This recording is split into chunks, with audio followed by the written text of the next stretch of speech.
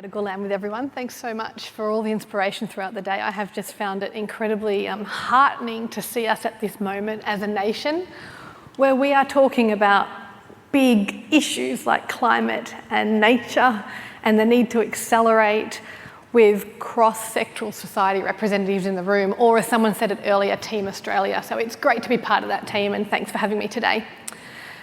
I've been reflecting a lot lately on how the discussions that I have as a professional conservationist who over the last 20 years has had many discussions with ministers, minister advisors, corporations, roundtables, you name it, about climate change and about biodiversity issues.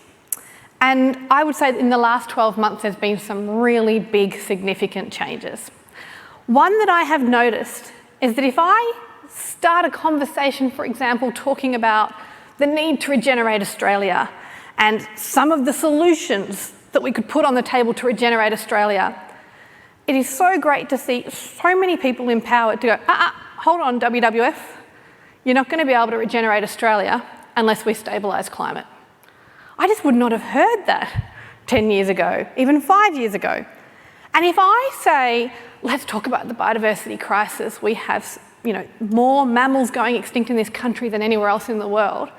It is so common now for people to say, but you realise, if we're going to address the biodiversity crisis, we're going to have to stabilise climate.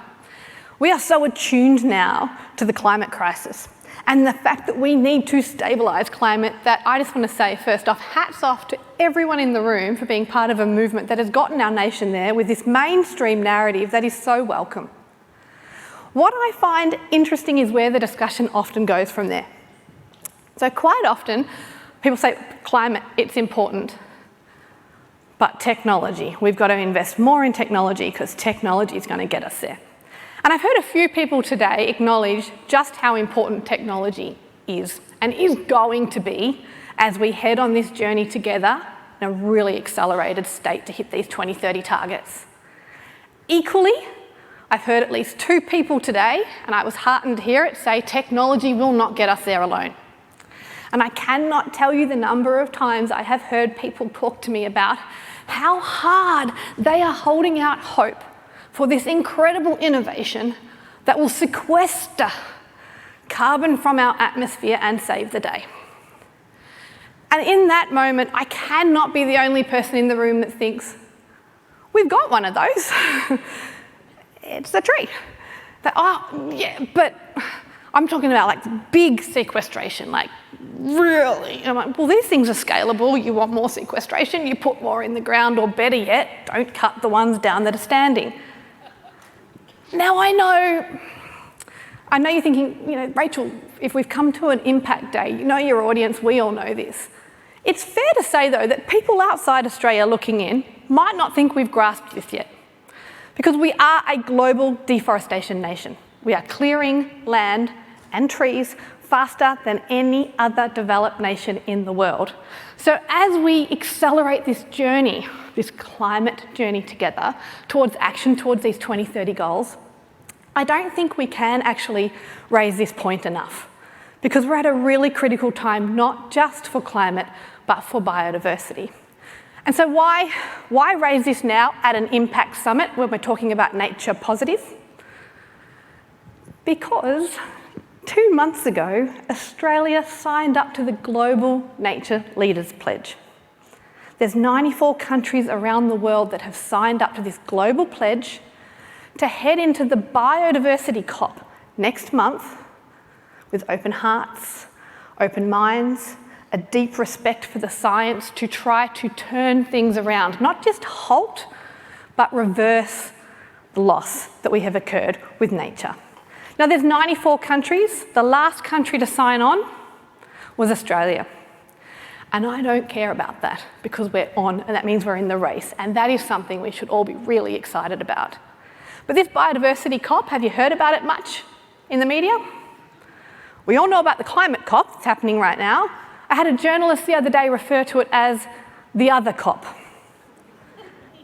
And we heard Paul remind us before that language matters, frames matter.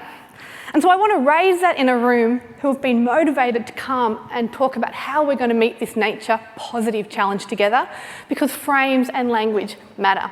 We can't let biodiversity or nature fall into the other. And in fact, if we take a step back and think, how are we going to meet this nature positive challenge? How are we going to get there as a nation? And we look to those with gravitas globally that have really pulled together some of the best minds to give us some tips. United Nations, IUCN, conservation biodiversity groups. They tell us actually the challenge is threefold. And I think we've got to keep this in mind as we head on this nature positive journey. Because the people are right when they tell me, and I so welcome it, that you cannot address the biodiversity crisis without stabilising climate. Equally, and I never get stopped and told this, very rarely, you cannot address the climate crisis without addressing the biodiversity crisis. And then there's our food systems, and we heard Nikki Sparshot mention this earlier in the very first panel session. We are asked and being asked constantly to be reminded that we cannot achieve either if we do not create systems change across how we produce our food. The challenges that we have in the years ahead as we head towards significant population increase are enormous. And these three challenges are equally opportunities for us.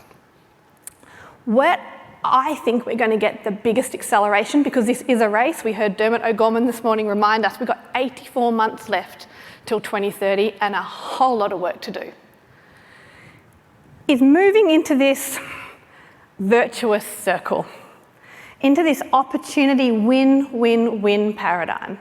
When we look at just one avenue through a silo, it's too easy to rob Peter to pay Paul, so to speak. But when we look for the wins for biodiversity, the wins for climate, and the wins for food, we get triple lift off that effort really hard and really fast. So for example, I think one of the most significant things that Australia can do to move us properly and fast towards a nature positive future is address the way we produce beef in Australia. We need a deforestation-free beef system.